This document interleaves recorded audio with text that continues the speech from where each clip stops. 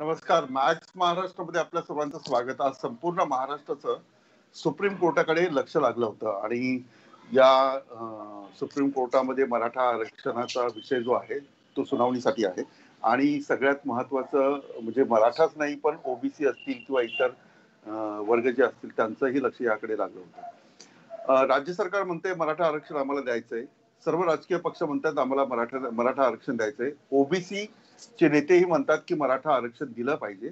अशा प्रकारची परिस्थिती असताना मराठा आरक्षण का अडलंय या विषयाची मी चर्चा करतोय, अगदी मुद्देसूद चर्चा करतोय. या चर्चेत सहभागी होतात विनोद पाटील, मराठा आंदोलनाचे नेते, किशोर शितोळे, भाजपचे प्रवक्ते या चर्चेत आहेत, राजू वाघमारे या चर्चेत आहेत.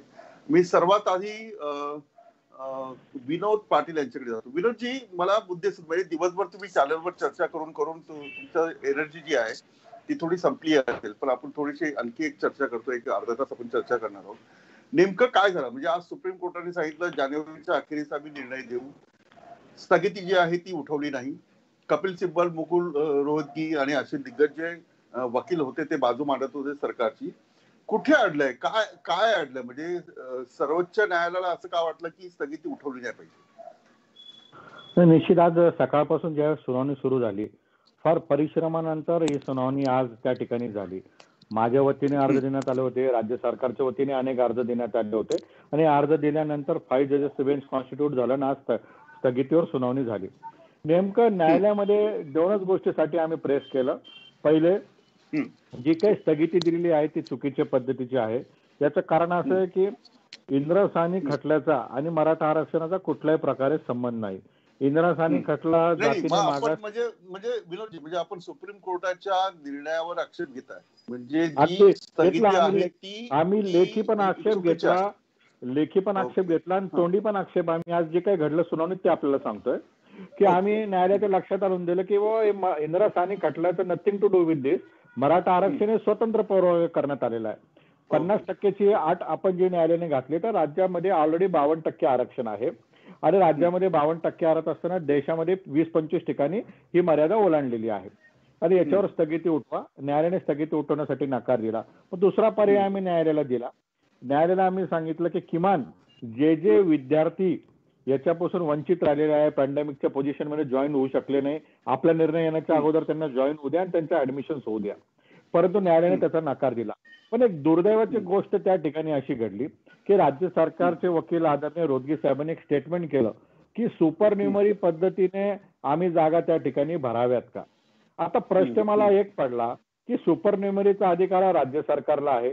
जी गोष्ट घडलीच नाही, कॅबिनेटने डिसिजनच घेतला नाही, तेवढी पैशाची तरतूद झाली नाही, लोक जॉईन झाले नाही आणि कोणी त्याला आव्हान दिलं नाही, तर सुप्रीम कोर्टामध्ये आज राज्य सरकारला विचारायची काय गरज होती, हा फार मोठा प्रश्न मला आणि समाजाला आज या ठिकाणी पडलेला आहे. मी तुम्हाला सांगतो विनोदजी, आपण शांतपणे चर्चा करू. ही सुपर मेमरी काय असते प्रेक्षकांना कळलं पाहिजे की काय असते ते. म्हणजे राज्य सरकारकडून सुप्रीम कोर्टामध्ये सांगण्यात आलं की आम्ही अशा पद्धतीने जागा भरू का आणि ही गरज का पडली, कॅबिनेटचं त्याला डिसिजन म्हणजे कॅबिनेटची त्याला मंजुरी पाहिजे का, सरकारच्या अधिवेशनामध्ये त्याला मंजुरी पाहिजे का, हे काय असतं नेमकं. सामान्य मराठी तरुणाला काय माहित नाही आहे, ते म्हणतात फक्त मला आरक्षण पाहिजे. सुपर न्युमरी पद्धत अशी की याच्या अगोदर जर आपण देशामध्ये बघितलं की कर्नाटकमध्ये, तामिळनाडूमध्ये त्याचा वापर झालेला आहे. एखादी अटीतटीची परिस्थिती निर्माण झाली आणि त्या ठिकाणी हातात असलेल्या जागा जर कमी झाल्या आणि अनेक लोकांना त्या ठिकाणी सामावून घ्यायचं तर एक निर्णय शासनाला करावा लागतो. सुपर न्युमरी म्हणजे सुपर पद्धतीची पॉवर वापर त्या ठिकाणी होतो. त्याच्यामध्ये कुठल्याही जातीचा आरक्षणाचा संबंध येत नाही. नव्याने तेवढ्या जागा त्या विषयासाठी क्रिएट केल्या जातात. त्याच्यासाठी फायनान्शियल तरतूद लागते. फायनान्सनी मंजुरी दिली, कॅबिनेटने ठरवलं, कॅबिनेट आणि फायनान्सचं ते होतं. आमचं म्हणणं आहे की ज्या दिवशी मराठा आरक्षणाला स्थगिती आली त्या दिवशीपासून आजपर्यंत आम्ही सातत्याने एकच मागणी करतोय, राज्य सरकारने स्थगिती उठवण्यासाठी प्रयत्न केला पाहिजे. विशेष बाब म्हणून सुपर न्युमरी पद्धतीने जे काही जुने 2014 ते 19 पर्यंत विद्यार्थी आहे यांना सुपर न्युमरी पद्धतीने पोस्ट क्रिएट करून सुपर न्युमरीमध्ये कुठल्याही प्रकारचं बंधन, कुठल्या जाती आरक्षण नसतं. सरकारला वाटलं तर सरकार त्या ठिकाणी क्रिएट करू शकते आणि सरकार ते क्रिएट करून त्याचा लाभ समाजाला देऊ शकते, परंतु सरकारने तो दिलेला नाहीये.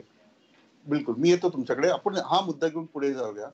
किशोरजी, आपलं स्वागत या चर्चेत. किशोरजी, म्हणजे भाजपने असा दावा केला होता की हायकोर्टामध्ये आमचं आरक्षण टिकलेलं आहे. भाजप सरकारने असं म्हटलं होतं की आम्ही थोडासा वेळ घेतोय, थोडासा वेळ घेतल्यानंतर ते आरक्षण टिकलं पाहिजे, अशा प्रकारची भूमिका भाजपने घेतली होती.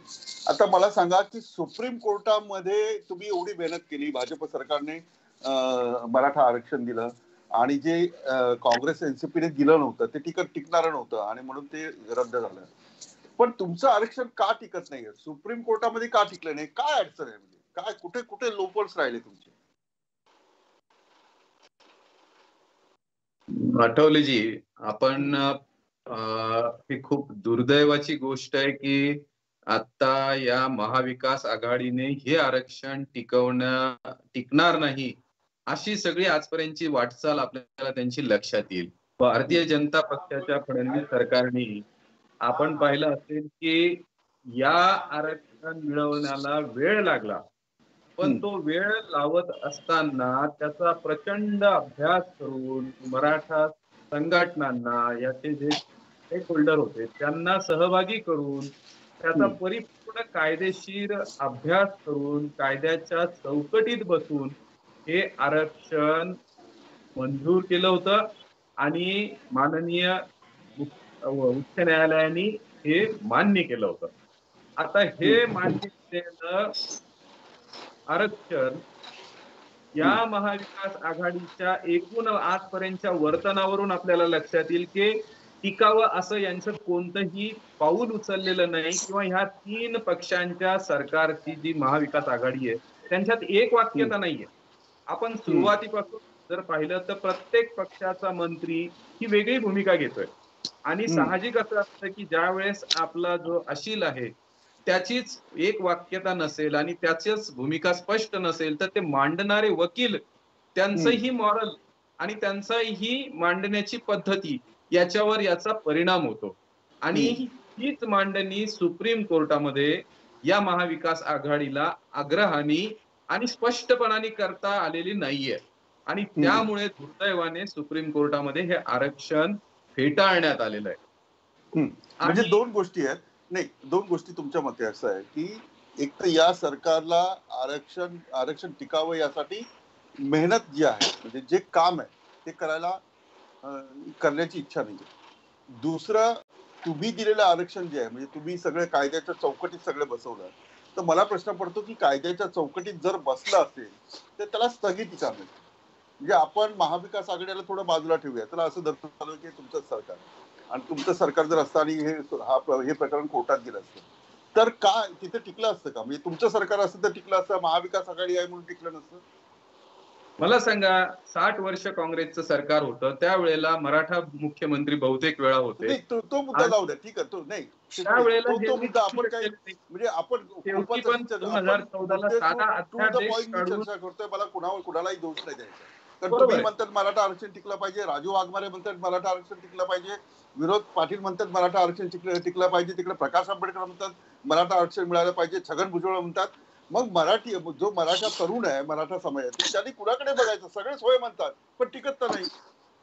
फडणवीस सरकारने आरक्षण टिकवताना मी तुम्हाला कार्यपद्धती सांगतो की दर मंगळवारी कॅबिनेटची बैठक व्हायची आणि ती बैठक झाल्यानंतर मराठा आरक्षणाच्या साठीची अभ्यास गटाची बैठक व्हायची. दर मंगळवारी एक गट तयार केलेला होता. त्यामध्ये आता एकनाथ शिंदे साहेब होते, संभाजीराव निलंगेकर होते, विनोद तावडेजी होते आणि मराठा संघटनांना सोबत घेऊन त्यांचं म्हणणं ऐकून घ्यायचं. त्यांची काय मागणं आहे ते कायदेशीर भाषेत बसून ते वकिलांसोबत बसायचं. 35 वकिलांची फौज होती.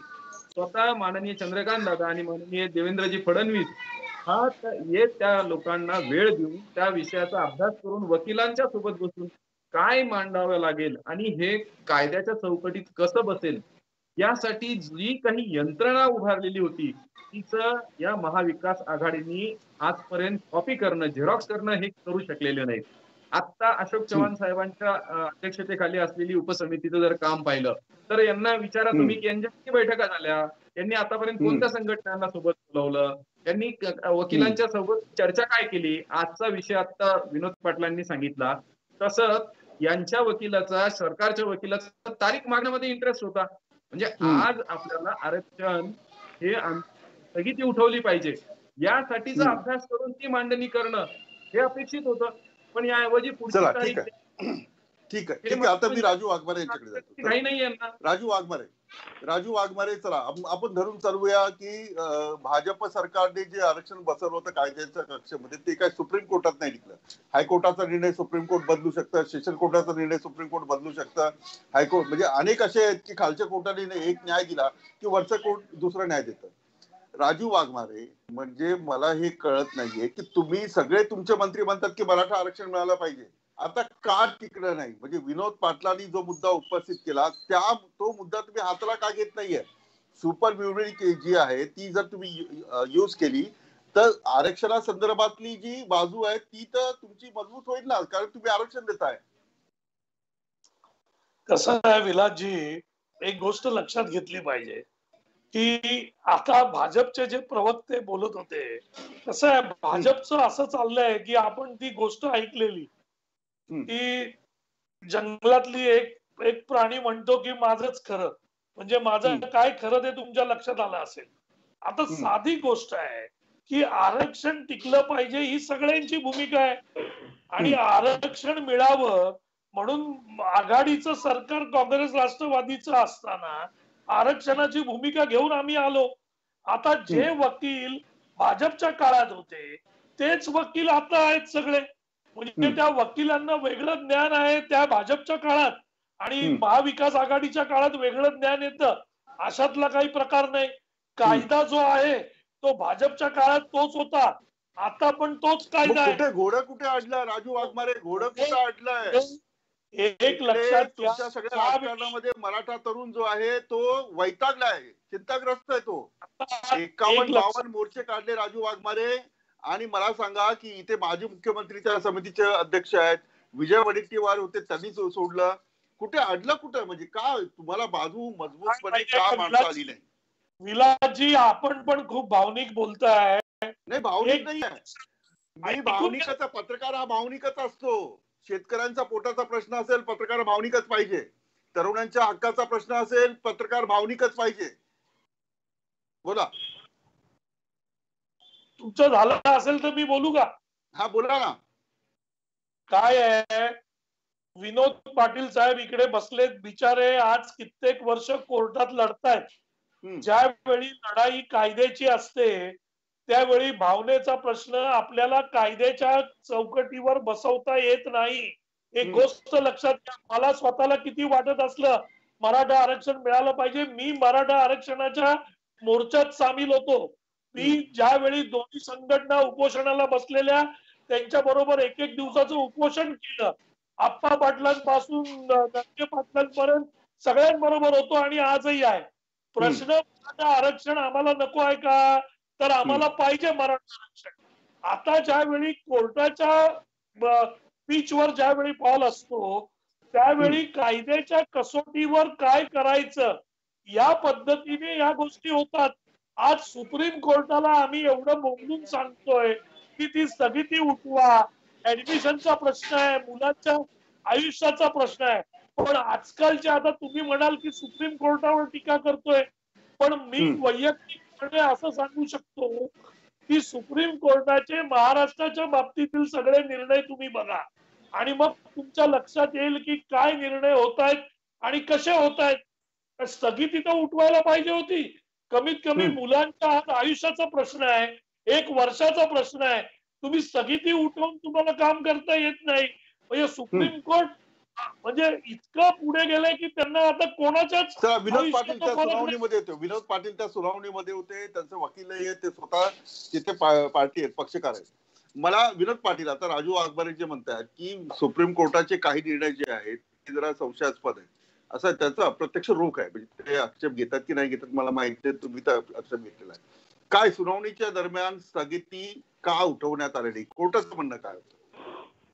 आता स्पष्ट जर बोलायचं ठरलं तर मी वाघमारे साहेबांचं ऐकलं ना, शिवराज साहेबांचं. स्पष्ट बोला तुम्ही. स्पष्ट बोलल्याशिवाय कुठलंही सरकार काही देत नाही, हे लक्षात ठेवा. तर माझा एकच प्रश्न आदरणीय वाघमारे साहेबांना आहे की सुप्रीम कोर्टामध्ये स्थगिती आहे ती त्यांनाही कल्पना आहे, मला कल्पना आहे, भारताला कल्पना आहे. परंतु सरकारच्या हातामध्ये जे आहे ते सरकार देऊ शकत नाही का? सुप्रीम कोर्टामध्ये आज स्टेटमेंट करण्याची काय गरज होती की सुपरन्युमरी पद्धतीने आम्ही करू? जी गोष्ट कोर्टामध्ये नाही ती कोर्टामध्ये विचारण्याची काय गरज होती? याचा अर्थ असा आहे की मराठा आरक्षण देण्यासाठी जरी तुमची इच्छाशक्ती असली, तुमच्या मनामध्ये पाप आहे आम्ही म्हणत नाही, परंतु देण्यासाठी एक प्लान लागतो, देण्यासाठी कृती लागती आणि ती कृती करण्यामध्ये कुठंतरी आपण कमी पडलोय. वाघमारे साहेब आपल्याला एक्सेप्ट करावं लागेल. मी आरोप करत नाहीये. आज कोर्टामध्ये काय घडलं की ज्यावेळेस आम्ही सांगितलं स्थगिती उठू शकत नाही, आम्ही विनंती केली सरकार, कोर्टाने सांगितलं स्थगिती उठू शकत नाही. आम्ही सांगितलं जुनं रिक्रुटमेंट कारण कळलं पाहिजे विनोदजी, काय स्थगिती का उठू शकत नाही, म्हणजे काय कोर्टाचं काय म्हणणं होतं या बेसवर? कोर्टाला आम्ही आज सांगितलं की आमची तयारी आहे फायनल हिअरिंग घेण्यासाठी. त्यावर राज्य सरकारच्या वकिलांनी सांगितलं की आम्हाला वेळ लागेल आणि तेवढा वेळ मागणं स्वाभाविक आहे, असं चुकीची त्यांची काही मागणी नव्हती. तेवढा वेळ कागदपत्रांसाठी लागतो. आणि नंतर विषय आला की व्हर्च्युअल हिअरिंग घेण्यासाठी. मग व्हर्च्युअल पेक्षा प्रॅक्टिकली परिस्थितीत घेऊ. आमचा प्रश्नच वेगळा आहे साहेब. आमचा प्रश्न काय आहे, जे तुमच्या हातात आहे तुम्ही ते करत नाही, कोर्टात जे पाहिजे ते तुम्ही करत नाही. वेगळे स्टेटमेंट, 6 वेळेस कॉन्ट्रोव्हर्शियल स्टेटमेंट आजपर्यंत राज्य सरकारच्या वतीने सुप्रीम कोर्टात झालं. पहिलं झालं की आम्ही कुठल्या प्रकारची भरती करणार नाही, कारण नसताना कोर्टाने विचारलं नव्हतं. दुसरं स्टेटमेंट ते त्या ठिकाणी केलं की आम्ही सप्टेंबर पर्यंत कुठली भरती करणार नाही, कोर्टाने विचारलं नव्हतं. आज ज्यावेळेस कोर्टाने विचारलं नव्हतं सुपरन्युमरी बद्दल, राज्य सरकारने सो मोठं स्टेटमेंट केलं. अशाच पद्धतीने हायकोर्टाने स्टेटमेंट केलं होतं. म्हणजे कोर्टामध्ये काय करावं लागतं, ती रणनीती लागेल का नाही. आणि कोर्टाच्या ज्यावेळेस लक्षात येतं की जी गोष्ट आम्ही मागितलेली नाही ते सो मोठं राज्य सरकार सांगायचं असेल, जसं मागच्या काळात सरकारला मी सांगितलं पॅन्डेमिकची सिच्युएशन आहे, आम्ही कोणतीच भरती करणार नाही. कोर्ट म्हणला आम्ही तुमचं स्टेटमेंट नोट करतो, तुम्ही कोणतीच भरती करू नका. कोर्टाने स्वतःहून स्थगिती दिलेली नव्हती. या स्थगिती ओढल्या जात आहेत. आमचं हेच म्हणणं आहे की राज्य सरकारने फुल टाइम एक मंत्री त्या ठिकाणी द्यावा ज्याची इच्छाशक्ती असेल आणि जे मराठा आरक्षणावरती स्थगिती उठू शकतात. मी आता वारंवार ते स्टेटमेंट रिपीट करत नाही, पण एक गोष्ट मी सरकारला आठवण करून देऊ इच्छितो. मागच्या काळामध्ये ज्यावेळेस देवेंद्र फडणवीस व अजितदादांचं सरकार 2 दिवसाचं आलं होतं, हे सरकार सुप्रीम कोर्टात गेलं होतं आणि सुप्रीम कोर्टामध्ये काय काय करावं लागतं आणि कशी कशी बाजू मांडावं लागते यांना कल्पना आहे. आणि कोर्टाचा निर्णय घेऊन येऊन खुलं मतदान घेतलं होतं आणि त्यावेळेस हे सरकार पडलं होतं. काल परवाचा इतिहास आपण महाराष्ट्राचा बघितला, वेगवेगळे निर्णय लागले, परंतु यांनी कोर्टात जाऊन सरकारच्या बाजूने निर्णय लावून आणले. मग एवढंच गांभीर्य मराठा आरक्षणाच्या बाबत नाही. सुप्रीम कोर्टामध्ये राज्य सरकारची इच्छाशक्ती बघितली जाते. सुप्रीम कोर्टामध्ये राज्याचं काय पाऊल आहे तिथं फर्स्ट प्रेफरन्स गव्हर्नमेंटला असतं, फर्स्ट व्हॉइस गव्हर्नमेंटला असतो आणि तो दिसला नाही, त्यामुळे आजची स्थगिती उठलेली नाही. चला ठीक आहे, राजू वाघमारे आता उत्तर दिलं पाहिजे तुम्ही. मुद्देसूद त्यांनी मांडलेला आहे, कुठल्याही प्रकारचा कसं आहे बघा, एक लक्षात घ्या, स्ट्रॅटेजी ज्यावेळी ठरते त्या स्ट्रॅटेजी प्रमाणे वकील बोलत असतात आणि त्याच्याप्रमाणे वकील स्वतःच्या ज्ञानाचा वापर करून, मी एक वकिलाचं काम करतो जरी डॉक्टर आहे तरी, कारण दोन्ही डिग्र्या असल्यामुळे मी वकील आज पण कोर्टातच होतो. काही गोष्टी ज्यावेळी क्लायंट सांगतात आणि काही गोष्टी वकिलाला स्वतः वाटतात की ह्या अशा पद्धतीने बोलल्याने त्याचा फायदा क्लायंटला होईल, तर वकील त्या गोष्टी कोर्टात स्वतः मांडतात. मुकुल रोहतगी, कपिल सिब्बल हे दोघेही निष्णात वकील आहेत. त्याच्यामुळे त्यांनी जी गोष्ट मांडली त्याच्या पाठीमागे त्यांची कारणं असणार. त्यांनी जी गोष्ट मांडली त्याच्या पाठीमागे त्यांचा काहीतरी एक चांगला हेतू असणार. त्याच्यामुळे त्यांच्या ज्यावेळी आपण वकिलाला नेमतो, आज तेच वकील याच्या पूर्वी होते, मग आज आपण त्या वकिलांच्या हेतूबद्दल जर शंका उत्पन्न करतोय तर ती गोष्ट बरोबर नाही. राहिला प्रश्न सुपरन्युमरीच्या बाबतीत, काही संघटनांचा त्यावेळी मागच्या वेळी बोलत होते की सुपरन्युमरी नको, आम्हाला आरक्षण पूर्णच पाहिजे, सुपरन्युमरी मान्य करणार नाही. मीटिंग मध्ये पण त्या गोष्टी झाल्या.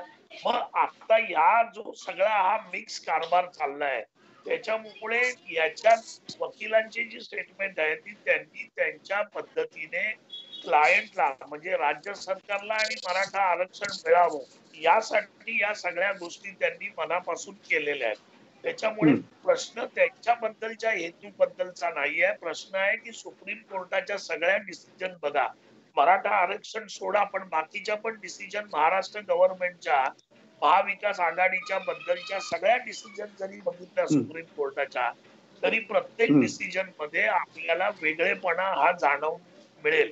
त्याच्यामुळे या ज्या सगळ्या गोष्टी राजू आता वाघमारे, कशा होतात, किशोरजींना बोलायचंय त्यांचं ऐकलं त्याचं.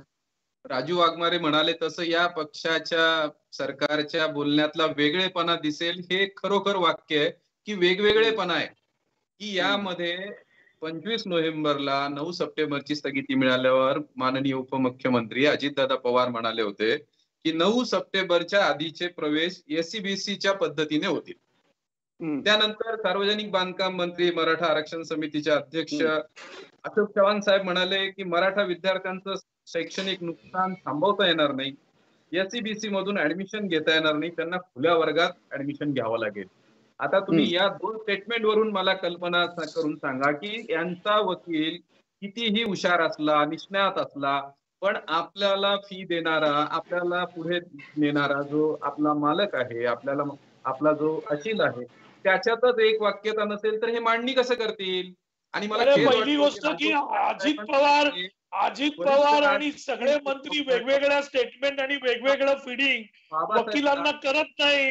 तुम्ही बोला ना, मी त्याच्यामुळे तुम्ही गैरसमज पसरवून देऊ नका. प्रत्येकाने काय पब्लिक स्टेटमेंट केली, ती स्टेटमेंट वकिलाला फिडिंग करून केली जाते का? टिप्पणी व्यक्त करावी आणि वकील चांगलं बोलतायत असं म्हणावं, ह्याचा मला खेद वाटतो की डॉक्टर बाबासाहेब आंबेडकरांच्या राज्यघटने निर्माण केलेल्या सर्वोच्च न्यायालयाबद्दल आपण आज टिप्पणी करताय. राजू वाघमारे म्हणतात की तुम्ही गैरसमज पसरवू नका, म्हणजे वेगवेगळे स्टेटमेंट करत असले तरी महाविकास आघाडीचं एकच मत आहे की दादांनी असं म्हणलं होतं की नाही की आम्ही 9 सप्टेंबरच्या आधीचे ऍडमिशन पूर्ण करू. अशोक चव्हाणांनी म्हणलं येणार नाही. आता हे अशी जर प्रत्येक पक्षाचा प्रतिनिधी जर त्यांचा मांडत असेल तर वकील काय मांडणी करणार आहे? आजच्या कोर्टात आज विषयच नाहीये. ऑर्डर दिली, माननीय न्यायालयाने सांगितलेलं आहे की आमच्या आदेशामध्ये तो वाचा, तो इंग्रजीत आहे म्हणून अडचण आहे का? मग तो परत सुपर मेमरीचा प्रश्न आज उपस्थितच करायचा नव्हता. म्हणजे आता माझ्याकडे हा भारतीय राज्यघटना आहे आणि त्याच्यामध्ये 15(4) हे कलम आहे की या अनुच्छेदातील अनुच्छेद 29चा खंड यातील कोणत्याही गोष्टीमुळे नागरिकांच्या सामाजिक शैक्षणिक दृष्ट्या मागासलेल्या कोणत्याही वर्गाच्या उन्नती करता अथवा अनुसूचित जाती व अनुसूचित जाती यांच्याकरता कोणतीही विशेष तरतूद करण्यास राज्याला प्रतिबंध होणार नाही. म्हणजे याच्यामध्ये तुम्हाला अशा परिस्थितीमध्ये, अनन्यसाधारण परिस्थितीमध्ये ऍडमिशन करायचे असतील, जागा भरायच्या असतील तर तुम्ही स्वतंत्र आहात. तर हे तुम्ही करायच्या ऐवजी राजू वाघमारे तुम्ही सुद्धा वकील आहात, आता बोला. अशा परिस्थितीमध्ये ज्यावेळी आपण सुप्रीम कोर्टामध्ये आहोत या सगळ्याच्या विरोधात, विनोद पाटील साहेब म्हणतील त्याच्यात, तुम्ही अशा पद्धतीने कशाला लोकांमध्ये संभ्रम तयार करताय? मला काय कळत. तिघांमधला संभ्रम जनतेच्या समोर आहे. मराठा समाज हा सगळा तुमचा संभ्रम बसतोय आणि त्यामुळे आजपर्यंतच्या तारखा वाढवणं, तयारी नसणं, उभं राहताना. ठीक आहे, मी आणखी एक मुद्दा घेतो. विनोद पाटील साहेब, मी विनोद पाटील यांच्याकडे जातो. राजू वाघमारे आणि किशोरजी थांबा. विनोद पाटील, ओबीसी मधून आरक्षण मिळू नये असं ओबीसी नेत्यांचं म्हणणं आहे, पण ओबीसी मध्ये आरक्षण द्या असं काही मराठा समाजाचे नेते म्हणतात. काय नेमकं मांडायचं त्यांना? नेमकं याच्यामध्ये असं आहे की मराठा समाजाने काय मागणी केली होती, आम्हाला आरक्षण द्या. जर सुप्रीम कोर्टामध्ये राज्य सरकारला असं वाटलं की आता आम्ही स्थगिती उठवू शकत नाही आणि प्रकरण आमच्या हातात नाही, तर राज्य सरकार समोर काय काय पर्याय असू शकतात, पर्याय आम्ही देणार नाही, ते सरकारने द्यावे. मग ओबीसीची चर्चा पुढे आली. ओबीसीची चर्चा पुढे कधी आली? ज्यावेळेस राष्ट्रवादी काँग्रेस पक्षाचे खासदार आदरणीय अमोल कोल्हे साहेब यांनी वक्तव्य केलं की ओबीसीने मन मोठं करावं आणि मराठा समाजाने ओबीसी मध्ये यावं. याच्यानंतर ती चर्चा सुरू झाली. मग याच्यामध्ये दाखले निघाले. मग माझ्यासारख्याने काय दाखला दिला? ज्यावेळेस मराठवाडा हा वेगळा राज्य होता, निजामामध्ये आम्ही होतो, आणि मग ज्यावेळेस हैदराबाद करार आणि महाराष्ट्र सरकार एकत्रीकरण झालं त्यावेळेस हैदराबाद पॅक्ट नावाचा एक करार झाला. त्या हैदराबाद पॅक्ट मध्ये असं स्पष्टपणे उल्लेख होतं की ज्या ज्या जाती आहेत मोठ्या संख्येने त्या प्रत्येक जातीला आरक्षणाच्या सवलती दिल्या जातील. आज तामिळनाडू, कर्नाटका व पॅन इंडियामध्ये मराठा समाज हा ओबीसी मध्ये आहे. तसे दाखले निघू लागले. मग आम्ही सरकारला सांगितलं, जर तुम्हाला एससीबीसी मध्ये रिझर्वेशन देणं टिकवणं शक्य नसेल, तुमच्या समोर नेमकं काय पर्याय आहे. आणि सत्ताधारी पक्षाने वक्तव्य केलेलं आहे की मराठा समाजाला ओबीसी मध्ये घेण्यात यावं. आम्ही पारावर आहोत, आम्ही मागतोय. आम्ही काय मागतोय की आम्हाला हक्काचं आरक्षण द्या. मग ते एससीबीसीतून द्या किंवा ओबीसीतून द्या, टिकणारं आरक्षण आम्हाला द्या. ते सरकारची जबाबदारी, सरकारने कशातून द्यायची.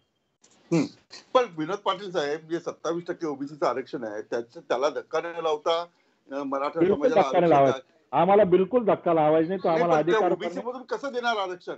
मी येतो, मला मुद्दे थोडस विनोद पाटील यांच्याकडून त्यांची भूमिका जाणून घ्यायची आहे. मला हे सांगा विनोदजी की ओबीसी आरक्षण जे आहे, ओबीसी आरक्षण त्याच्या मधून तुम्हाला हवंय की ओबीसी त्यांना करून तुम्हाला आरक्षण हवंय? ओबीसी मध्ये आम्हाला 1% आरक्षण नकोय. त्यांच्या हक्काचं 0.1% देखील कमी करण्याचा आम्हाला अधिकार नाही. ते आमची नैतिक. ओबीसी मध्ये कसं आरक्षण मिळेल तुम्हाला? त्याची लिमिट एक्सटेंड करता येऊ शकते. जसा वेगळा प्रवर्ग केला. आता आपण बघितलं याच्यामध्ये वेगवेगळे पर्याय आहेत. महाराष्ट्रामध्ये भरपूर ठिकाणी मराठा समाज हा ऑलरेडी ओबीसी मध्ये आहे. कोणबी मराठा आहे, याचे अनेक दाखले आहेत. तर आम्ही सरकारला काय सांगितलं की आम्ही तुम्हाला पर्याय देणार नाही, सरकारने आम्हाला पर्याय द्यायचा आहे. सरकारने अभ्यास करून आम्हाला सांगायचंय की तुम्ही ए मध्ये बसत नाही, तुम्ही A+ मध्ये बसता. आम्ही मांडणी करणार नाही. आम्हाला फक्त हक्काचं आरक्षण पाहिजे. याचं कारण असं आहे, आम्ही नवीन रस्ता दाखवायचा त्याच्यात भटकत राहायचो वर्षानुवर्ष. ते नको. आम्ही एकीकडे म्हणतो 1 मराठा लाख मराठा, एक विद्यार्थ्याचं आयुष्य बर्बाद झालं तर राज्याची पिढी बर्बाद होती. एक विद्यार्थी आम्हाला महत्वाचा आहे. सरकारने आज काय करू शकतं एवढं आम्हाला स्पष्ट करावं. चला किशोरजी, ओबीसी मध्ये आरक्षण द्यावं. हा किशोरजी बोला, मी राजू वाघमारे यांच्याकडे. ओबीसींना आरक्षण आणि मराठ्याचं आरक्षण याचा संबंध आपण पाहिला असेल की महाविकास आघाडीच्या सरकारमध्ये सुरू झालेला आहे. भारतीय जनता पक्षाने, फडणवीस सरकारने आरक्षण देताना ओबीसीच्या आरक्षणाला धक्का न लावता अतिशय कायद्याच्या चौकटीत बसणारं आरक्षण, अभ्यासपूर्ण आरक्षण दिलेलं होतं. पण ते कायद्याच्या चौकटीत सोबत रात्री जेवण करणारे दुसऱ्या दिवशी याचिका दाखल करतायत ओबीसीची. तर हा ओबीसी आणि मराठा हा जो एक सामाजिक संघर्ष आता जाणीवपूर्वक निर्माण केला जातोय की हा प्रश्न चिघळत राहावा. आज 18 पगड जातींना घेऊन चालणारा मराठा समाज आहे. एवढी मोठी मोर्चे त्यांनी काढले. हे मोर्चे काढताना कोणत्याही जातीवर आक्षेप न करता, कुणाच्याही ताटातलं हिसकावून न घेता, मोठ्या मनाने आम्हाला हक्काचं आरक्षण द्या ही मराठा समाजाची मागणी आहे. ही ओबीसीत आरक्षण द्या हा सुरू केलेला या महाविकास आघाडीने केलाय. यांचे मंत्री उघडपणे म्हणतायत की आम्ही राजीनामा देऊ. यांचे मंत्री म्हणतायत आम्ही पक्ष सोडू, आम्ही सरकार सोडू. मग असं जर असेल, मला परत सांगा की यांचे वकील मांडतील कसं? आणि हा ओबीसी आणि मराठाचा प्रश्न सोडून सामाजिक सौख्य बिघडवण्याचा प्रयत्न हे सरकार करतंय. अहो काय माहितीये का, हे भाजपच्या प्रवक्त्यांना कळतच नाही. हे 10 वेळा सांगतात आम्ही टिकणारं आरक्षण दिलं. अहो यांचं आरक्षण जर टिकलं असतं तर सुप्रीम कोर्टाने स्थगिती दिली असती का? हेच आरक्षण पुढे सुप्रीम कोर्टाने कायम केलं असतं. त्यांना कळतच नाहीये की ते न टिकणारं आरक्षण आहे, ते त्यांनी वरती पाठवलंय आणि म्हणून तिकडे स्थगिती आणि या गोष्टी झाल्या. त्याच्यामुळे यांना कायदा कळत नाही. त्याच्यामुळे यांनी कायद्याबद्दल काही बोलू नये, हा पहिला मुद्दा. दुसरा मुद्दा ऐका, दुसरा ऐकून घ्या. दुसरा मुद्दा असा की ओबीसी मधून द्यावं ही काही महाविकास आघाडीने काही स्टेटमेंट दिलेले नाही अधिकृतरित्या, ना महाविकास आघाडीचं अशा पद्धतीचं कुठचं म्हणणं आहे, ना आम्ही कधी असं बोललेलो आहे. जरा ऐकून घ्या हो. मंत्री म्हणजे सरकार नाही आणि मंत्री जे बोलतो ते सरकार बोलतं का? अशातला भाग नाही. मंत्री जे बोलत असतील ते त्यांच्या वैयक्तिक स्तरावर बोलत असतील, ते सरकारचं मत नाही. सरकारचं मत मुख्यमंत्री देऊ शकतात. आरक्षणाच्या बाबतीत उपसमितीचे अध्यक्ष माननीय अशोकरावजी चव्हाण साहेब देऊ शकतात आणि सरकारने नियुक्त केलेले प्रवक्ते सरकारची मतं सांगू शकतात. मंत्री जे बोलतील ते त्यांचं वैयक्तिक मत असेल, ते त्यांच्या बोलत असतील, मतं घेऊन समाजामध्ये संभ्रम तयार करून लोकांमध्ये अगदी तेढ निर्माण करण्याचं जे आपलं परम कर्तव्य भाजपचं आतापर्यंत आलेलं आहे, ते कर्तव्य कृपा करून पार पाडू नका. चला ठीक आहे, मी शेवटचा मुद्दा चर्चेला येतो, तो अत्यंत महत्वाचा आहे. महाविकास आघाडीमध्ये मराठा मंत्र्यांची संख्या जास्त आहे, जो मुद्दा विनोद पाटलांनी मांडला. या मुद्द्याला मी चर्चा करतो आणि मी माझा कार्यक्रम संपवतो. विनोदजी, म्हणजे कुठलंही सरकार असेल, मराठा मंत्री जास्त आहे. एक माझ्या पत्रकारितेमध्ये मी जे काही पाहतोय, सगळ्यात जास्त आमदार मराठा असतात, सगळ्यात जास्त आमदार म्हणजे खासदार मराठा असतात, नगर परिषद असेल, जिल्हा परिषद असेल. तरी सुद्धा अशा प्रकारची परिस्थिती का निर्माण होते? म्हणजे या महाविकास आघाडीमध्ये अनेक मराठा मंत्री आहेत, तरी सुद्धा का गांभीर्याने घेतलं जात नाही? काय मानसिकता आहे? म्हणजे गरीब मराठ्याकडे लक्ष द्यायचं नाही, मात्र श्रीमंत मराठ्यांनी त्यांना जुरवत बसवायचं, असं काही आहे? निश्चित आपण जर बघितलं, महाराष्ट्रामध्ये जवळपास 6 ते 6.5 लाख मराठा कुटुंब आहेत. जो काही 3,20,00,000 आपण जर आकडा बघितला, तर ह्यामध्ये मायक्रोमध्ये म्हणजे 500 घराणे असे आहेत की जे मनी पॉवर मसल पॉवर मध्ये राजकारणामध्ये पुढे आले. ते 500 घराणे म्हणजे संपूर्ण मराठा समाज नाहीये, परंतु सुदैवाने दुर्दैवाने ज्या समाजाची लोकसंख्या ज्या राज्यामध्ये जास्त असते ते राजकारणामध्ये पुढे येतात. तसंच मराठा समाज आलेला आहे. मराठा समाजाच्या नेत्यांनी मराठ्यांना गृहीत धरलेले हे निश्चित आहे. आपण बघितलं की आता समजा वाघमारे साहेब बोलता बोलता एक गोष्ट बोलून गेले की भारतीय जनता पार्टीने न टिकणारं आरक्षण केलं आणि ते हायकोर्टाने वर पाठवलं म्हणून सुप्रीम कोर्टात स्थगिती झालं. तर काँग्रेस पक्षाने व महाविकास आघाडीने एक स्पष्ट करावं, हे जर आरक्षण टिकणारं नसेल आणि हायकोर्टाने ते शिक्कामोर्तब केलं असेल तर ते स्वतःहून त्यांनी कोर्टामधून विड्रॉ करून घ्यावं. आमच्या आयुष्याशी खेळू नये, एक भूमिका काँग्रेस पक्षाने मांडावी. जर हे आरक्षण टिकणारं नव्हतं मग सुप्रीम कोर्टामध्ये ते कोणाच्या भरोश्यावर लढताय, आणि जर सुप्रीम कोर्टामध्ये हे आरक्षण टिकणारच नसेल तर किती दिवस आमचे वाया घालणारे हे काँग्रेस पक्षाने निश्चित करावं. विधान परिषदेचे विधेयक मांडताना हे साक्षीदार होते, यांनी त्यावेळेला का नाही म्हणलं की टिकणारं नाहीये म्हणून? एक मिनिट शितोळे साहेब, माझा प्रश्न थोडा वेगळा आहे. माझा प्रश्न असा आहे की जर आज देखील महाविकास आघाडीला वाटत असेल हे आरक्षण टिकणारं नाहीये तर त्यांनी स्वतःहून ते विड्रॉ करावं. मग खोटे आश्वासन आम्हाला देऊ नये आणि मग एकीकडे सांगायचं आरक्षण टिकणारं नाही, दुसरीकडे सांगायचं की सुप्रीम कोर्टाचे निर्णय वेगळे होत आहे. हा सगळा संभ्रम निर्माण करू नये. दोन गोष्टीचा आम्हाला खुलासा पाहिजे. एक, हे आरक्षण तुम्ही टिकवणार का, आणि आज तुमच्या हातात असलेल्या गोष्टी आम्हाला तुम्ही कधी देणार? आता वाघमारे साहेबांनी सांगितलं मंत्री महोदयांचे स्टेटमेंट हे वैयक्तिक असतात, मंत्री म्हणजे सरकार नसता. सरकार म्हणजे कोण असतं? सरकार म्हणजे मंत्री असतात. मग आम्ही प्रत्येकाचं आयडेंटिटी कार्ड चेक करायचं काय? तुम्हाला मराठा आरक्षणावर बोलण्याचा अधिकार आहे का? इथे 90 दिवस झाले मराठा समाजाचा विद्यार्थी पिंजऱ्यात सापडलाय. ज्या दिवशी आरक्षणावर स्थगिती मिळाली, ज्या विद्यार्थ्यांना जात कळत नाही ते विद्यार्थी बोलू लागले की मराठा विद्यार्थ्यांमुळे आम्हाला नियुक्ती भेटत नाही, मराठा विद्यार्थ्यांमुळे आम्हाला ऍडमिशन भेटत नाही.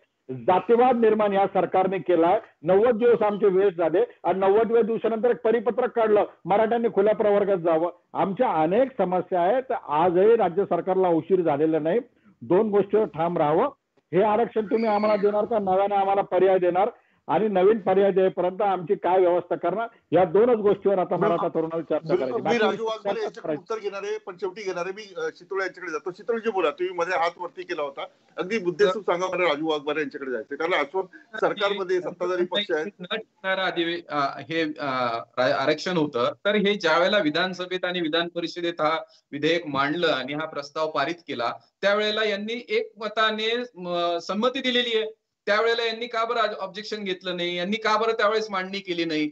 म्हणजे हे यांची त्यावेळेला संमती होती आणि एकमताने सर्वांना विचारून सगळ्यांनाच विरोधकांची बैठक घेऊन फडणवीस सरकारने हे आरक्षण टिकवलेलं आहे, हायकोर्टामध्ये हे टिकवलेलं आहे. आणि आज जर हे या क्षणाला म्हणत असतील की हे न टिकणारं आरक्षण आहे, तर याच्यातून यांची भूमिका स्पष्ट आहे. यांच्या मनामध्ये शंका आहे, किंतु आहे की हे आरक्षण टिकणार नाहीये.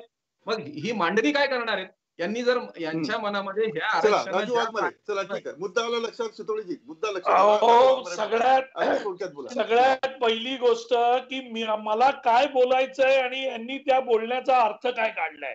एक गोष्ट लक्षात घ्या, हे जे आरक्षण हे जे म्हणतात की आम्ही दिलं टिकणारं दिलं हे आम्ही पण प्रश्न असा आहे की हे जर 100% आरक्षण आपण ज्या पद्धतीने बोलतोय हे कायद्याच्या कसोटीवर जर टिकत आहे तर सुप्रीम कोर्टाने आपल्याला नव्हतं. म्हणजे कुठेतरी सुप्रीम कोर्ट याबाबत वेगळी भूमिका घेत आहे आणि कायद्याच्या गोष्टी जेव्हा आपण खेळतो त्यावेळी या सगळ्या गोष्टीचा विचार करायला पाहिजे. पण आम्ही आमचंच खरं, आम्हीच केलेलं खरं आणि आता सुप्रीम कोर्टात महाविकास आघाडीचे करते की चुकीचं करते, या गोष्टी चुकीच्या आहेत ना. हेच घेऊन हेच वकील घेऊन याच सगळ्या गोष्टी घेऊन मी शेवटचा प्रश्न राजू वाघमारे शेवटचा प्रश्न अगदी थोडक्यात.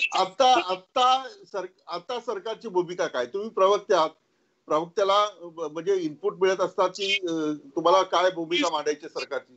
सरकारची भूमिका अगदी स्पष्ट आहे. महाविकास आघाडीला प्रामाणिकपणे मराठ्यांना आरक्षण द्यायचंय. त्यासाठी जे जे करावं लागेल ते वाटेल ते करण्याची महाविकास आघाडीची तयारी आहे. मराठा तरुणांचं आयुष्य, या महाराष्ट्रातील इतर तरुणांचं वर्ष हे फुकट न जाऊ यासाठी मुख्यमंत्री, आमचे उपसमितीचे अध्यक्ष माननीय अशोकरावजी चव्हाण, बाळासाहेब थोरात, एनसीपी, ठीक आहे अगदी थोडक्यात किशोरजी, महाविकास आघाडीला प्रयत्न करतो आणि आम्हाला प्रयत्न प्रामाणिकपणे करायचे आहेत. आम्ही भाजप सारखे फक्त घोषणा करून खाली प्रयत्न शून्य अशी कामं करत नाही. त्याच्यामुळे अगदी थोडक्यात मला कार्यक्रम संपवायचा. शीतळजी, विनोद पाटील हे म्हणजे गेल्या अनेक वर्षापासून हे ऐकून त्यांचे कान पिकले असतील. म्हणजे या सरकारची मराठा समाजाबद्दलची अनास्था याच्यातून दिसून येते की स्थगिती दिल्यानंतर या सरकारने जागा भरतीचे विषय सुरू केले. पोलीस भरती आहे, MSCB आहे, MPSC. म्हणजे महाविकास आघाडी सरकार वाट पाहून होतं की स्थगिती मिळाली की आपण भरती करू, मराठा समाजाला याच्यापासून वंचित ठेवू. हे साधं सोपं सगळ्या मराठा समाजाच्या लक्षात आलेलं आहे आणि मराठा समाजाने या सरकारची नियत ओळखलेली आहे. याच्यातून विनोद पाटील यांची कमेंट घेतो. चितोळेंनी जो आरोप केला आहे मुद्दाम केलं म्हणजे वाट बघत असतं स्थगितीचं. विनोद पाटील बोला, तुम्ही कुठल्या पक्षाचे नाहीये आणि स्पष्ट बोला. म्हणजे भाजप फक्त असे आरोप करतात की हे सत्य आहे. भाजपचं नाव पार्टी असं ठेवायला पाहिजे. आग लावण्याशिवाय भाजप दुसरी. विनोदजी थोडक्यात बोला सगळ्या जाहिराती काढलेल्या आहेत, वाट पाहत होतात का आपण? माझं स्पष्टपणे मत आहे की मागच्या काळामध्ये सुद्धा ज्यावेळेस रिक्रुटमेंट होती त्यावेळेस मराठा आरक्षणाचा विषय प्रलंबित होता म्हणून सरकारने थांबवलं होतं. त्याच्यासाठी आम्ही आंदोलन केलं होतं. यावेळेस आमची एवढीच अपेक्षा होती की राज्य सरकारने पहिला आमचा प्रश्न मार्गी लावावा आणि त्यानंतर सर्व प्रक्रिया व्हावी. परंतु तसं झालं नाही. ऍडमिशन पासून पण आम्ही वंचित राहिलो आणि नोकऱ्यांपासून आम्ही आजपर्यंत वंचित आहोत. आता स्ट्रॅटेजी काय तुमची? आता काय करणार? जानेवारीपर्यंत तुम्हाला वाट बघावी लागेल. काय स्ट्रॅटेजी आहे तुमची? आमची स्ट्रॅटेजी एकच आहे की सुप्रीम कोर्टामध्ये अजून वेगळ्या वेगळ्या पद्धतीने काय करता येईल. संध्याकाळपासून ज्येष्ठ विधी तज्ज्ञांशी चर्चा झाली, तशी आम्ही ऍप्लिकेशन मूव्ह करू. आणि आमचं सरकारकडे एकच टेका आहे की सरकारने सरकारच्या हातात असलेल्या गोष्टी करावा. आपण लक्षात घेतलं तर दोन प्रकारचा समूह आता आमने सामने उभा आहे. एक ज्याला नोकरी मिळालेली आहे, फक्त खुर्ची मिळालेली नाही. एक ज्याने अभ्यास केलेला आहे, पात्रता केलेली, परंतु त्याला ऍडमिशन मिळालेली नाही. पहिले हा समूह बाजूला करावा लागेल, ही गर्दी बाजूला करावं लागेल आणि उद्याचा जो स्वप्न बघतोय त्याच्यासाठी एक वेगळा प्लॅन करावा लागेल.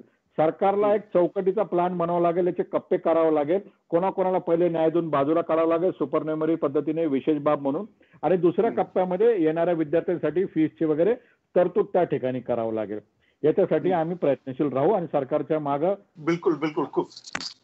बिलकुल खूप मुद्देसूद चर्चा झालेली आहे आणि अनेक कांगोरे जे आहेत मराठा आरक्षण का आणले याची तुम्ही तिघांनी मांडण्याचा प्रयत्न केला. विनोदजी आपले खूप आभार, राजू वाघमारे आपलेही खूप आभार, चितोळीजी आपलेही खूप आभार. पण मराठा तरुण जो आहे ते तुमची सगळी चर्चा ऐकतो आणि तो आपली एक भूमिका ठरवत असतो. त्या भूमिके ठरवताना तर मराठा तरुणांच्या मनात आणखी रोष तयार होणार नाही याची काळजी आपण सर्वांनी घेतली पाहिजे, ज्याच्यामुळे सामाजिक स्वास्थ्य टिकून राहील. आपण सर्वजण या कार्यक्रमात सहभागी झालात. मी इथेच थांबतो. आपण पाहता मॅक्स महाराष्ट्र. थँक्यू.